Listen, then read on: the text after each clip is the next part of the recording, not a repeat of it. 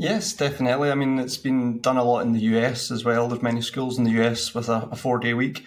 And I mean, the research shows that there's many benefits, productivity being one of the major ones. It's called Parkinson's law, and basically it means that work expands to fill the amount of time that's allocated to it.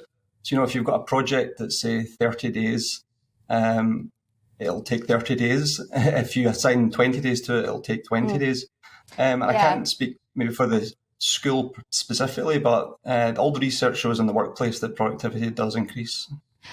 Okay, and would you advocate a 4-day week with longer hours, or are you suggesting that actually children should be taught 4 days a week, but at the same have the same teaching hours? So the kind of movement of the 4-day week is not about kind of compressed hours or longer days. It's about 4 normal days and just being more efficient with our time.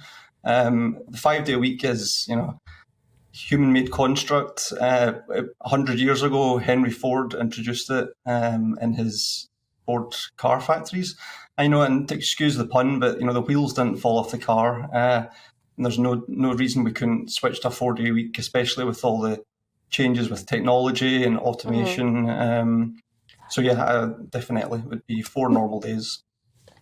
But wouldn't it just be the case that wealthier parents would just pay for, if they're taking their kids to private school, they can have longer hours anyway. They'd just get their kids in private schools, which are teaching 5 days a week and having those longer hours. And then it would be the parents who'd send their kids to state school who actually have their kids having what many would say is a lower quality of education. So it would increase inequality between children of different classes. So I can't speak specifically on the school, but in the workplace, the 4-day week has been shown to not reduce output. There's been many companies that have done this, and I expect it to work in the school as well. Kickstarter are doing a big 4-day week, Buffer, even Amazon are trialing it in the US and in a couple of teams. So these companies aren't making these decisions just to be nice.